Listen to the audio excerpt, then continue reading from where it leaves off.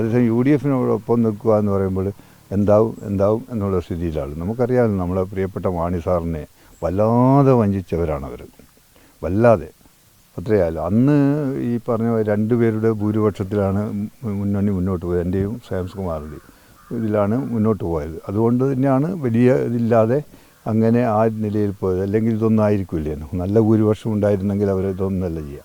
അപ്പോൾ നല്ല ഭൂരിപക്ഷം ഇല്ലാഞ്ഞിട്ട് പോലും മാണി സാറിന് ഒരു എന്താ പറയുക, മാണി സാർ എന്ന് പറയുമ്പോൾ ഒരുപാട് 52 വർഷക്കാലം ഒരേ പാലയിൽ നിന്ന് തിരഞ്ഞെടുക്കപ്പെട്ട ഒരാൾ എന്ന നിലയിൽ ബഹുമാനപ്പെട്ട ഉമ്മൻചാണ്ടിയോടൊപ്പം നിന്നുകൊണ്ട് എല്ലാ കാര്യത്തിലും ഇടപെട്ടുകൊണ്ട് എല്ലാ കാര്യങ്ങളും അറിയുന്ന ഒരാൾ, എല്ലാ വിധത്തിലുള്ള അവരെയൊക്കെ തന്നെ വളരെ നീചമായി തന്നെ പറയാം. പല കാര്യത്തിലും അദ്ദേഹത്തെ മോശമാക്കി ചിത്രീകരിച്ചുകൊണ്ട് മുന്നോട്ട് പോയപ്പോൾ അവർ വേദനിച്ചിരുന്നു. എന്നെയും മുനീർ മിനിസ്റ്ററേയും കണ്ടപ്പോൾ, ഞാനും മിനിസ്റ്ററായിരുന്നു, മുനീർ മിനിസ്റ്റർ ഞാനും കൂടി ഒന്നായിട്ട് പോയപ്പോൾ എൻ്റെ മക്കൾ വാന്ന് പറഞ്ഞ് കെട്ടിപ്പിടിച്ചുകൊണ്ട് ഞങ്ങളൊരു സ്ഥലത്തേക്ക് ക്ഷണിച്ചതാണ്. ഞാൻ വരുന്ന പ്രശ്നമേ ഇല്ല എന്ന് പറഞ്ഞു. അപ്പോൾ അങ്ങനെയുള്ള മാണി സാറിനെ വല്ലാതെ വേദനിപ്പിച്ചു. അതാണ് അന്ന് തന്നെ മാണി സാറ് ആ ഭാഗം തന്നെ മുന്നോട്ട് പോയത്.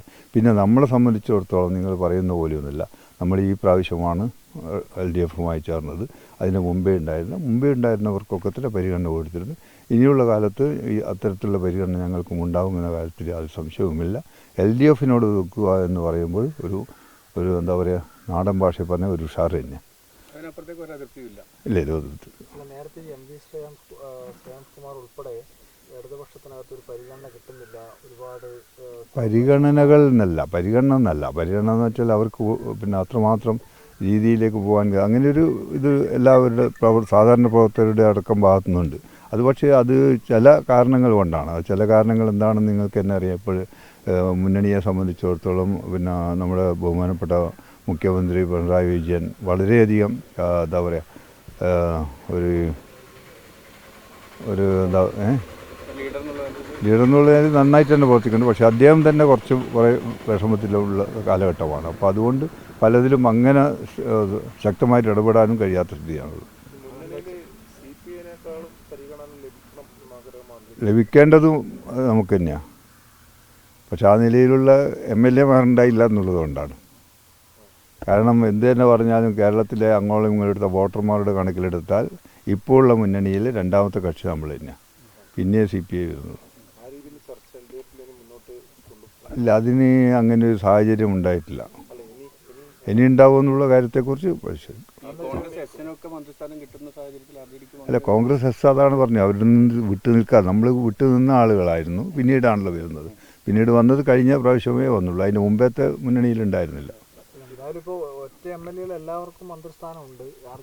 അതാണല്ലോ ഞാൻ പറഞ്ഞത്. കഴിഞ്ഞ പ്രാവശ്യമാണ് നമ്മൾ വന്ന് മറ്റുള്ളവരൊക്കെ തന്നെ ഇതിലുള്ളവരൊക്കെ തന്നെ NCP ആയാലും എസ് ആയാലും പിന്നെ എന്താ പറയുക INLൻ്റെ ആയാലും എന്തായാലും എല്ലാ പിന്നെ ഗണേശായാലും അവരൊക്കെ തന്നെ അതിന് മുമ്പേ ഉണ്ടായിരുന്നവരാണ്.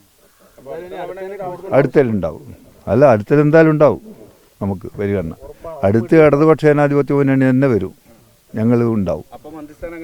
2-3 ആളുകൾ ഞങ്ങൾ MLAമാരുണ്ടാവും. അത് എന്തായാലും ഉന്നയിക്കുമല്ലോ. അതിപ്പോഴും ഉന്നയിക്കുന്ന പ്രശ്നമൊന്നുമില്ല, ഉന്നയിച്ചുകൊണ്ടിരിക്കുന്നുണ്ട്. അത് പക്ഷേ ചില കാരണങ്ങൾ കൊണ്ടാണ് പരിഗണിക്കാത്തതല്ല. അത് ഞാൻ പറഞ്ഞല്ലോ, ചില കാര്യങ്ങളിൽ ചില സമയത്ത് തീരുമാനമെടുക്കാൻ സാധിക്കാത്ത സ്ഥിതി എല്ലാവർക്കും ഉണ്ടാവും. അത് എത്ര ഉന്നതനായാലും ഉണ്ടാവും. അതാണ് ഞാൻ പറഞ്ഞത്. ബഹുമാനപ്പെട്ട നമ്മുടെ മുഖ്യമന്ത്രി പിണറായി വിജയൻ ആ രൂപത്തിൽ തന്നെ മുന്നോട്ട് പോകുന്ന ഒരാളാണ്. എല്ലാ കർശന നിലപാടുകൾ സ്വീകരിക്കുകയും ചെയ്യും, എല്ലാ കാര്യത്തിലും ഇടപെടുകയും ചെയ്യും. ഇപ്പം ചില വിഷമങ്ങളൊക്കെ തന്നെ ഉള്ളത് കൊണ്ട് അതിങ്ങനെ പോകുന്നുള്ളൂ.